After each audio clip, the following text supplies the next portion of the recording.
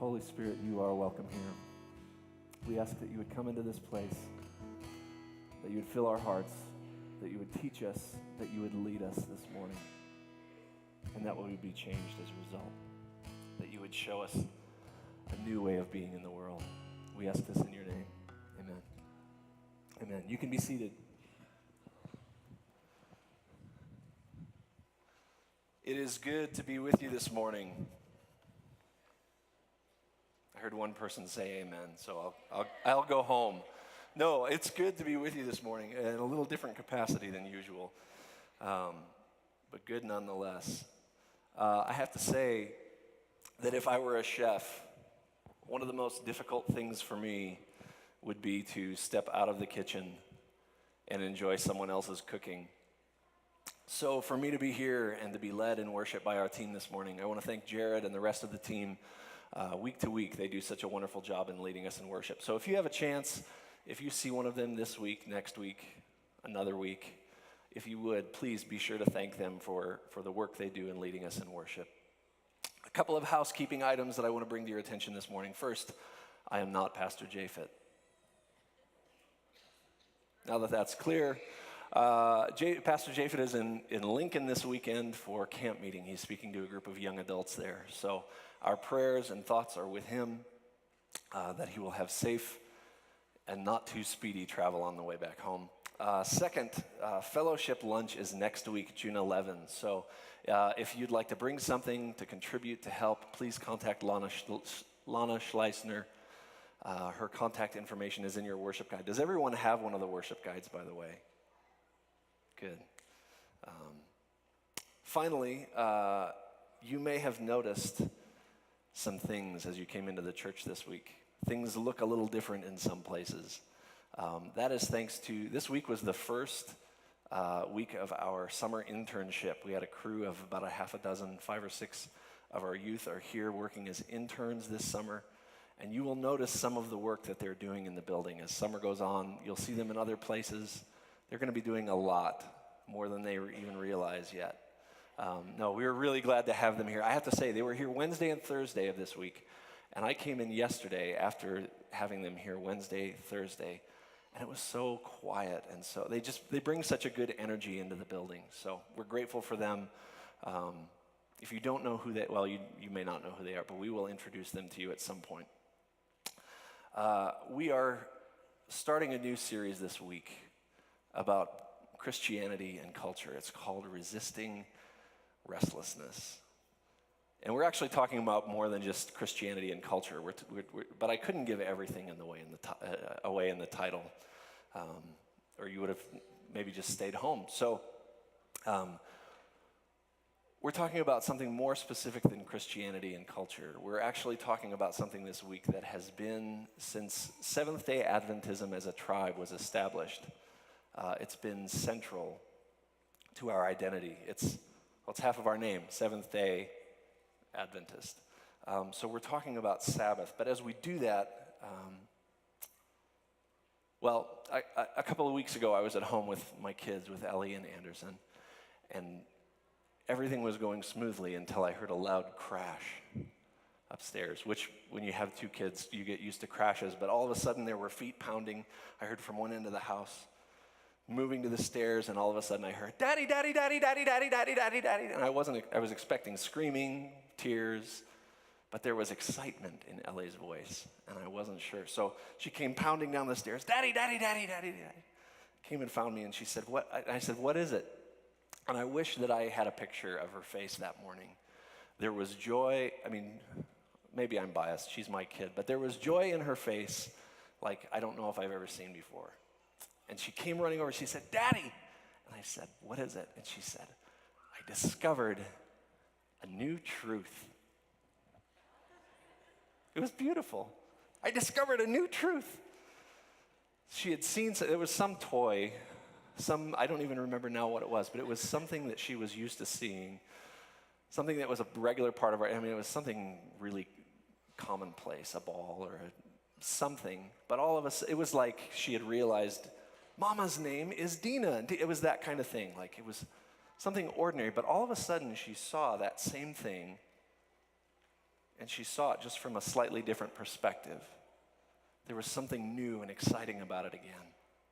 And it reminded me of when Lawrence Turner was here a few weeks ago, and he talked to us about the story of Abraham and about the promise. We'll talk about the promise again later today, but when God gave Abraham this promise, he came back to him later in his life. He said, have you ever thought about this promise, this same promise, but have you ever thought about it like this? And then again, later in his life, he brings him from a different perspective and says, remember that promise? Same promise, but have you ever thought about it like this? So as I was researching for this series, Resisting Restlessness, I started reading things about this idea Sabbath. And by the way, if you are new to this group of people, if the terminology Sabbath is new to you, don't worry, you're not alone. Hopefully, over the next 2-3 weeks, we're all going to learn a little bit more about it. But as I was reading, it was as if there was this nudge, it was as if God was saying, have you ever thought about Sabbath? Same truth. But have you ever thought about it from this perspective? From this perspective. So, same truth, but maybe a little different approach than we're used to taking. If you have come to understand Jesus through a specific description of Sabbath, through a specific picture, my hope this morning is not that we're going to debunk that or change that. If you've seen Jesus and the Sabbath in a certain way, my hope is that that remains beautiful to you. But as we look at it maybe through some different language, maybe a different approach, my hope is that you'll recognize same truth, different perspective. So in order to get there, since we're talking for the next 3 weeks about Christianity and culture, I thought maybe we should establish what is our common working definition of what culture will be. So when I talk about culture, what I mean is simply this, and I think it's a flexible enough definition. We won't vote on it this morning. Maybe in week 3 we will. When I talk about Sabbath, we're going to use this as our operating definition. Not Sabbath. When we talk about culture, we're going to use this as our operating definition. Culture is a way of being in the world. So culture is, good, this side louder next time. Culture is, good, culture is a way of being in the world. Now, sometimes culture happens on purpose. There are people that have made entire careers writing books, establishing systems, a 4-point step to how you can create a better culture in your workplace, right? Have you ever read or seen something like that? Usually on Facebook. Well, sometimes culture happens on purpose, but sometimes culture happens on accident. It creeps up, it grows in ways that we never would have expected. Case in point, I never meant to grow a handlebar mustache.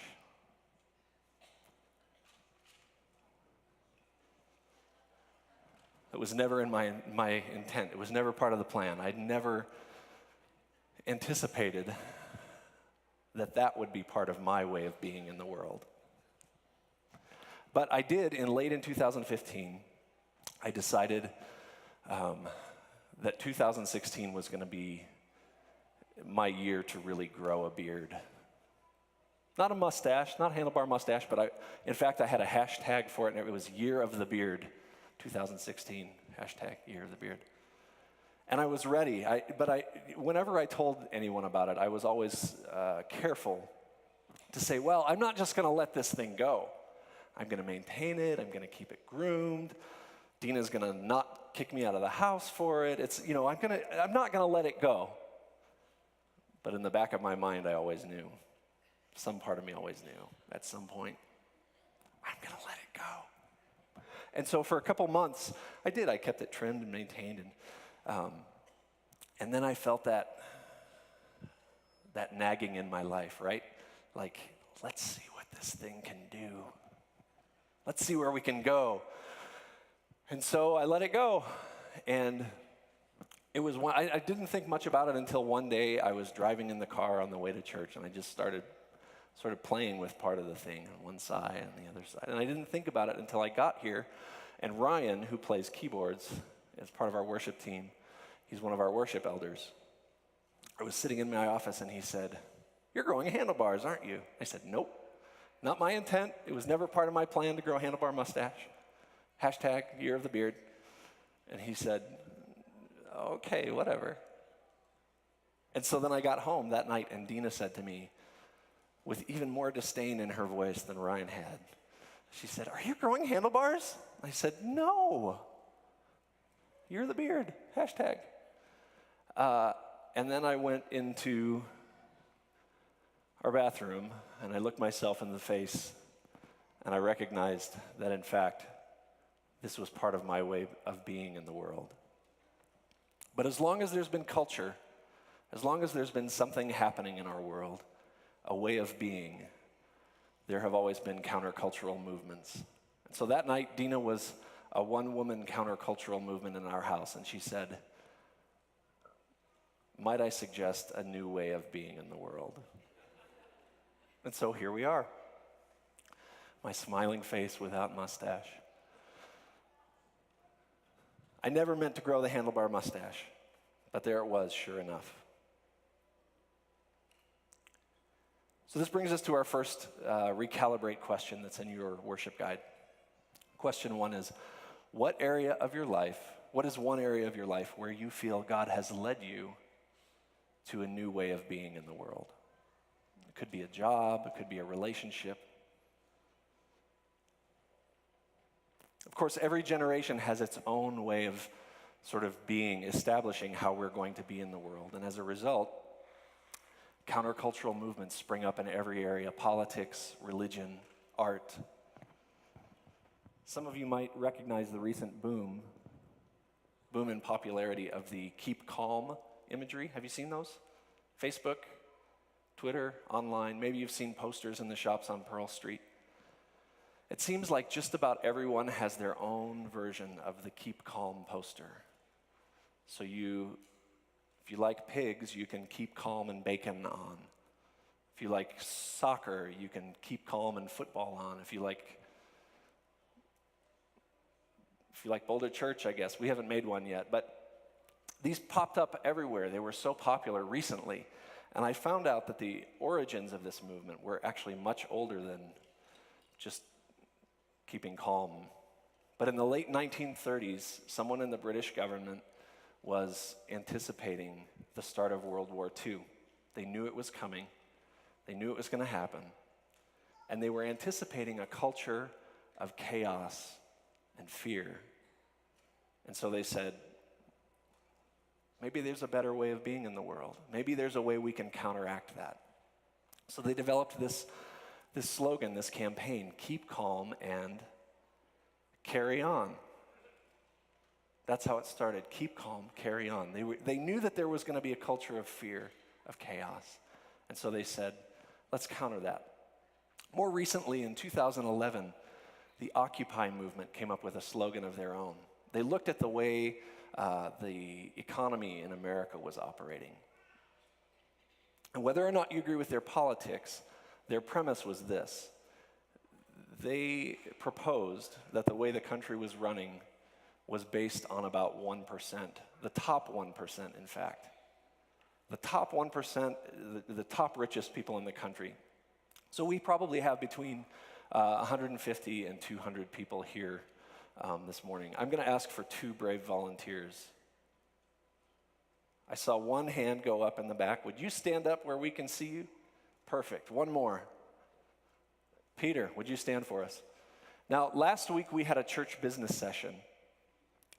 And okay, 3's okay. Last week we had a church business session. And if we had made our decision based on just the 2 people that are standing, we might have had our own Occupy movement here at the church, right? We might have, thank you. The premise was that the way the country was running represented only 1%. And so this slogan came about as people in the Occupy movement looked around and said, we're not sure that we agree with this way of being in the world. Of course, this tension between popular culture and counterculture has been around since forever. It's recorded in the Bible. In fact, if you look at the Bibles that are in the backs of your pews, on page 6, I'll invite you to join me there. It's in Genesis chapter 12 that God gives Abraham a revolutionary and countercultural promise. He says this, "Now the Lord said to Abraham, 'Go from your country and your kindred and your father's house to the land that I will show you. And I will make of you a great nation, and I will bless you and make your name great so that you will be a blessing. I will bless those who bless you, and him who dishonors you I will curse. And in you all the families of the earth shall be blessed.'"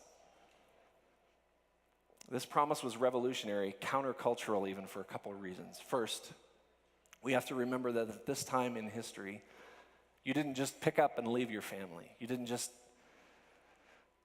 up and go, right? We're supposed to be fruitful. We're supposed to multiply. And so we stay with the family, and that's our job. We grow the family. We grow the tribe. But this promise, this call to Abraham, in this, God says, I want you to uproot yourself and go somewhere new. I want to show you a new way of being in the world. This was also revolutionary for another reason, and this is that at that time, the way of establishing your way of being in the world was not to bless people. It was to conquer and smash and grab and grow the tribe by suppressing all the tribes around us. And so when God says to Abraham, hey, I'm going to bless you, and then in turn, you are going to bless others. This was unheard of in the world at the time. Now today we look at this promise when God says, you'll bless all the nations of the earth. Today we read that, we interpret it as a prophecy about the lineage of Jesus, that eventually Jesus would be born. But what we don't get, at least in the story itself, is any indication that God said, okay, Abraham, now here's what's going to happen. Someone's going to begot so-and-so, and they're going to begot so-and-so, and here's the lineage of how he didn't. All we know from the story, we don't know that God spelled it out. He just gave Abraham a promise, unlike anything that he had known before. We hear the same kind of countercultural language recorded in Matthew and Luke's Gospels. And it's probably one of the most famous sermons that Jesus has given. One gospel writer calls it the Sermon on the Plain. The other calls it the Sermon on the Mount. But we hear things like Jesus saying, you have heard, but I tell you. Or, you know this way of being in the world, but let me suggest to you a new way of being in the world. And then he was crazy enough to say things like this. Do you know who's going to inherit the kingdom of heaven? The poor people. Do you know who's going to be first in line to meet God? The meek. Now that was revolutionary for them. It's revolutionary for us today. If we wanted to meet Jesus and there was a line, like anyone who's been to Disney World, who enjoys standing at the, no, we find ways, right? We buy the fast pass to get to the front of the line. Busy elbows, right? But Jesus had the audacity to say there is a new way of being in the world, and it's opposite. It's counter to everything that you've ever thought before. Which brings us to our story in Exodus 20. Maybe chronologically a little out of order, but in Exodus 20, some of you recognize the text already. When I say that, a light bulb goes off and you think to yourselves,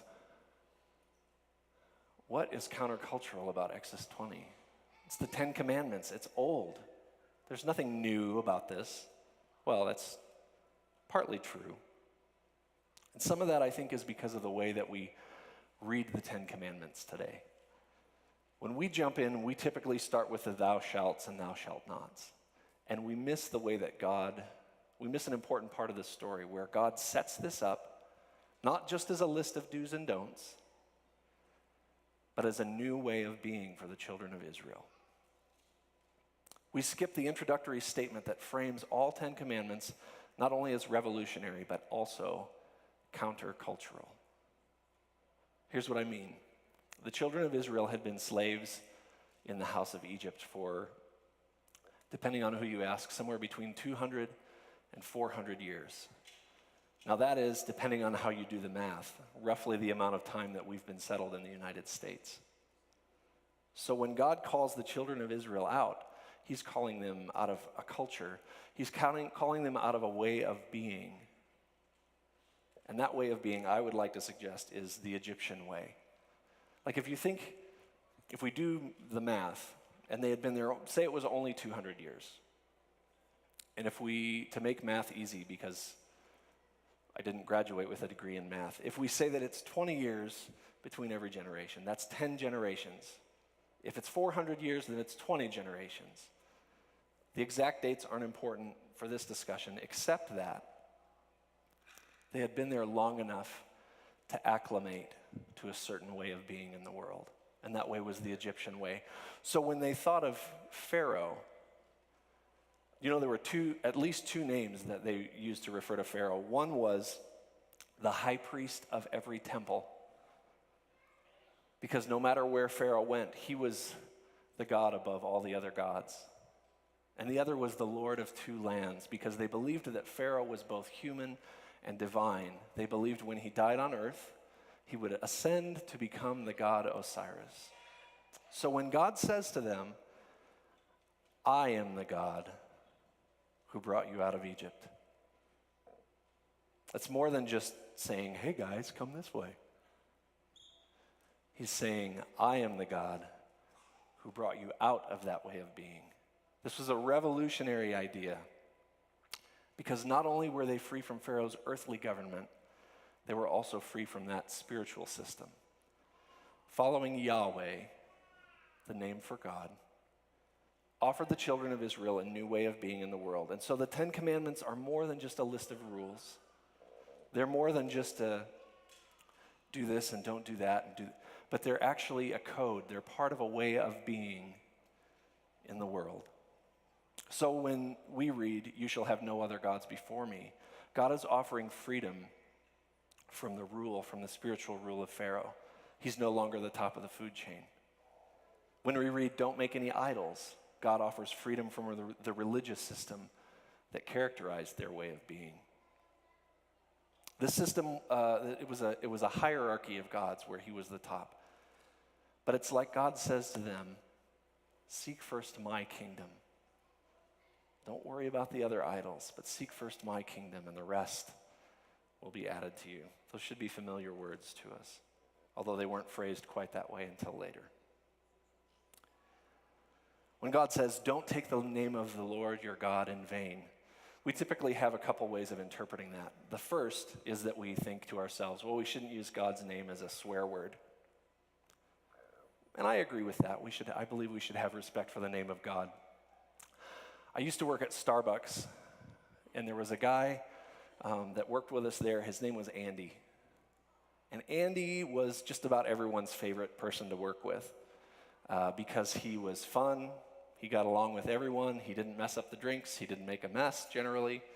I probably shouldn't have used his name in case he listens to this later, but Andy was fun to work with. If there was any flaw that Andy had, it was that sometimes words came out of his mouth. Maybe I should put it this way. Andy was what you might call an artist of the profane. He could, if he dropped a cup and spilled something, he could put together a string of words that would make you laugh and sort of blush at the same time. It was like, you knew it was funny, but you also knew you weren't really supposed to laugh at it. And the problem was that every once in a while, our customers got to hear or witness the artist at work. And so Andy was trying to get it under control. And one day he came up with a solution. He came in, he said, got it? Know what I'm going to do, guys? Have you ever thought about using the names of country artists as your swear words? And it actually was a pretty good system. We'd hear a cup drop in the back, and we'd hear, Rascal Flats! We'd hear another clang somewhere, and we'd hear, Taylor Swift! It was actually pretty funny. But I don't think when God says, don't take the name of the Lord your God in vain, that was quite what he had in mind. The other way that we typically interpret it is that we'll say, don't speak on God's behalf if you're not really speaking on God's behalf, right? When we read this commandment, we don't typically think of it that way. We typically, that's one of the two ways we think of it. But I'd like to suggest a third way. And I believe that at the heart of this section, at the heart of this commandment, is this idea. That God is saying to the children of Israel, don't say with your words that you live under Yahweh, but then still live with your actions, with your life, like you're still in the kingdom of Pharaoh. He offered them a new way of being in their world and a chance to revolutionize their culture. So a few weeks ago, Pastor Japhet and I attended a conference in Denver called Q Ideas. And the idea behind Q is that we sort of all show up and we discuss different issues that affect our culture.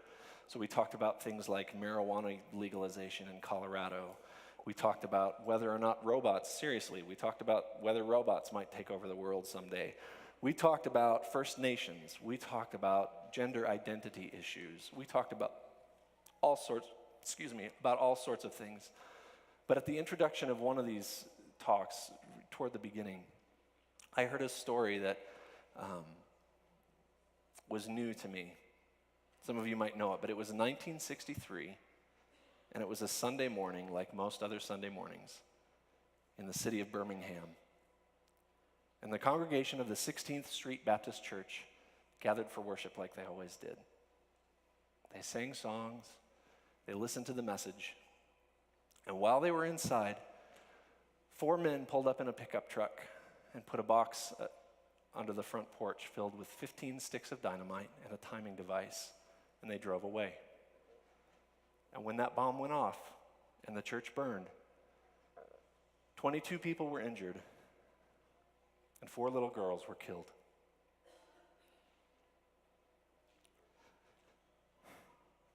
Addie Mae Collins, Cynthia Wesley, Carol Robertson, and Carol Denise McNair. Tragic. What I learned that morning, though, was that the 16th Street Baptist Church didn't burn just because of the color of the skin of the people that were worshiping inside.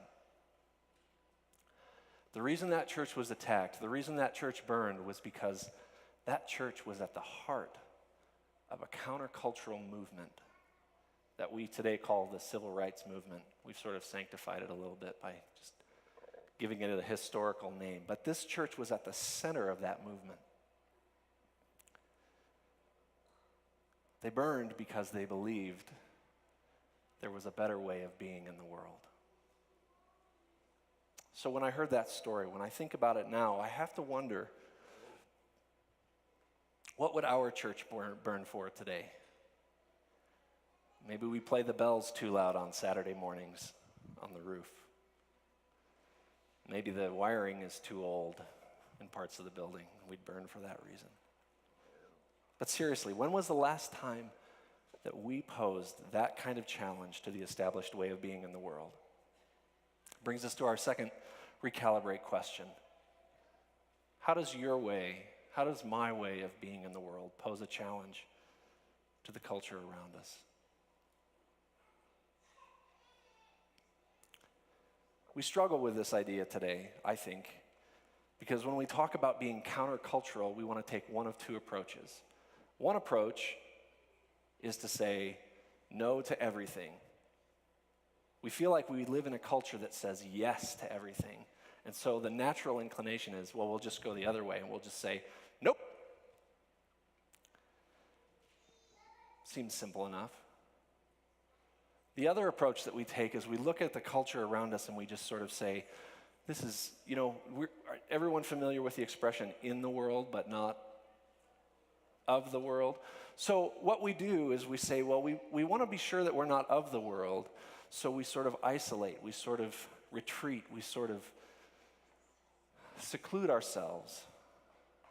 But I wonder sometimes if we do that to the point that we're barely in the world. Makes me think of the words of Jesus. Not, I came that you may have life and be protected. But I came that you may have life and have it to the full. But sometimes our way of being countercultural means that we don't know how to respond to the world. We don't know even how to respond within Christianity sometimes. Sometimes, I would suggest, we don't even know how to be cultural within our own tribe. Within the world, did you know this? That in ancient Rome, it was common, whenever Caesar would capture a city, he would send out a media team. So they'd go out and they would give everybody what they called euangelion. Well, I sound a little French when I say it. Euangelion. But it's a Greek word. Euangelion it's the same root that we use for the word evangelists. It's the same word that we use for evangelicals, for evangelism, and it simply means good news. So Caesar would send out people and they would say, Euangelion. I don't know, they probably wouldn't say it that way. But they'd say, good news, you've been conquered. Caesar is Lord. Good news. And the early church listened to that and they thought, there's a new way of being in the world. There's a better way of being in the world. And so they would go out and they would say, good news, Jesus is Lord. Now let me ask you this. When is the last time that you turned on the TV or talked to someone on the street and they said to you, oh, evangelicals, they're always full of such good news. Have you ever heard people say that? I never have. I've heard people say, oh, evangelicals, they are either retreating or they're running for the hills or they're saying no to everything, right? But it's time for the church to change that culture. It's time for us to be people that are giving people good news, saying there is a better way of being in the world. Within Christianity, there's sort of this popular idea. Another example, there's sort of this popular idea, and we boil it down, we call it the prosperity gospel sometimes. And the idea behind it is this: if you love Jesus, Jesus loves you, then if you're good, then Jesus gives you more stuff. You'll have you have to say it with a sort of a Texan accent and a big smile. You'll have a blessed life, right?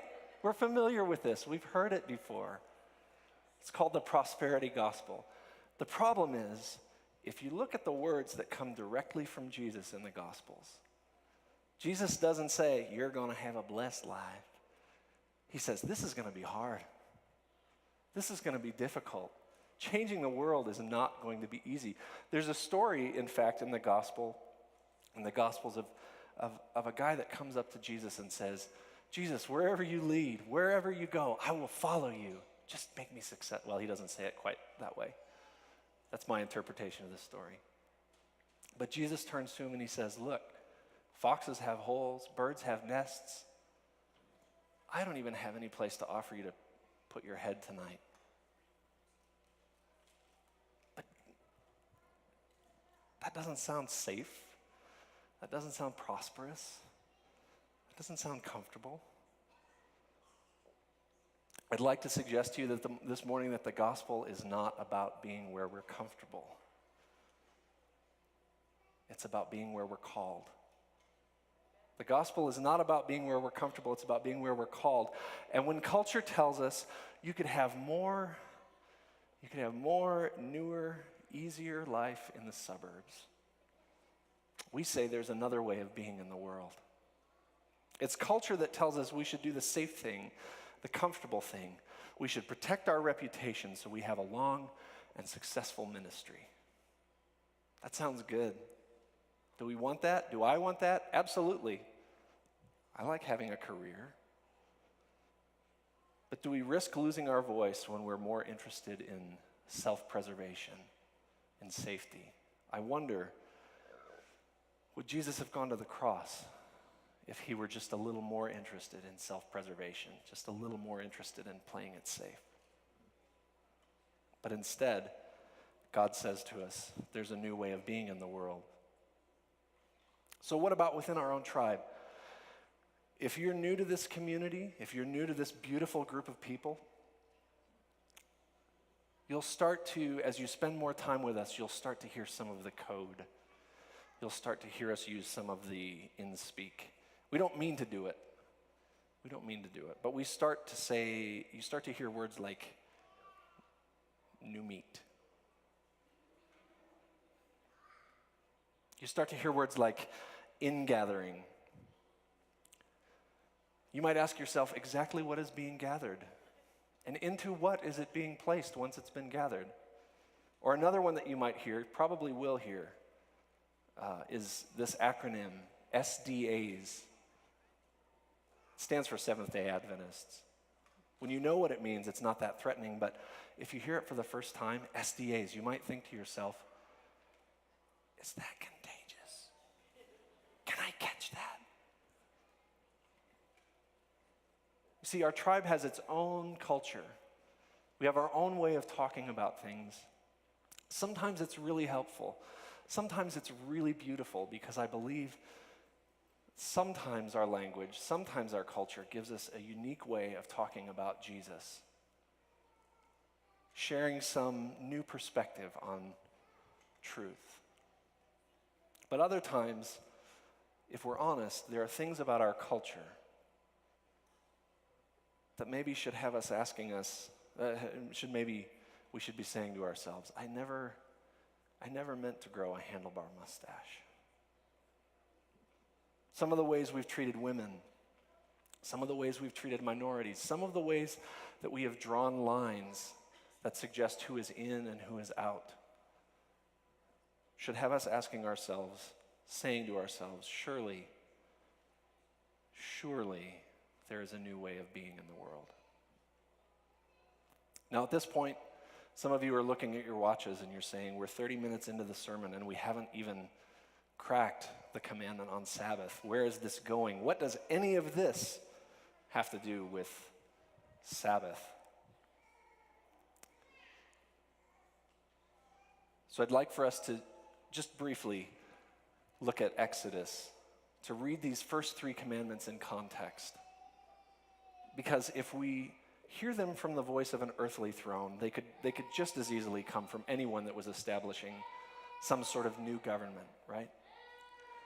If I wanted to set up a new government, what I would say is, I'm on top. I'm the ruler. No other rulers. No other kings. And I think I was clever because that's my last name. No other kings. No reminders of the way it used to be.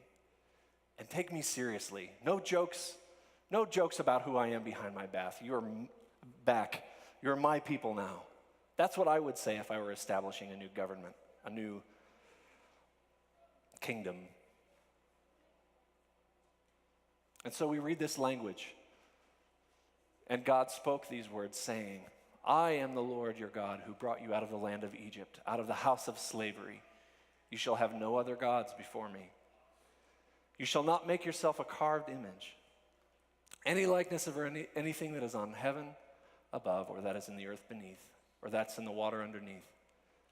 You shall not bow down to them or serve them, for I, the Lord your God, am a jealous God, visiting the iniquity of the fathers on the children to the 3rd and 4th generation of those who hate me, but showing steadfast love to thousands of those who love me and keep my commandments. You shall not take the name of the Lord your God in vain, for the Lord will not hold him guiltless who takes his name in vain. These words, up to this point, could have come from anyone who was proposing a revolutionary, countercultural way of being in the world. But it's the next commandment, the one that we'll start to talk about next week,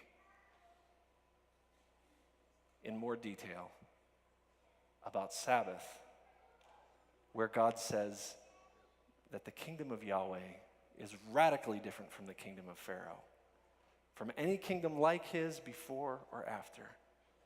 The economy of Pharaoh is about anxiety, oppression, production. But the kingdom of God is about liberation, inclusion, and the assurance that Jesus is enough. So to a peculiar group of people who are used to living under immense daily pressure to perform and produce and struggling to find their identity, God still offers a new way of being in the world. When culture tells us that to be successful is to have a to-do list that extends into tomorrow, God offers us today and reminds us that He is enough. Which brings us to our final recalibrate question this morning. Which is easier, to see the value of the person God created you to be, or to find an identity in what you can accomplish?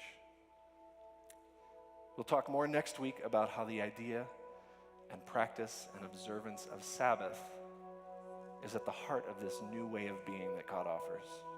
And the week after that, we'll talk about why the other 9 commandments matter in all of this. Grace and peace. Thank you.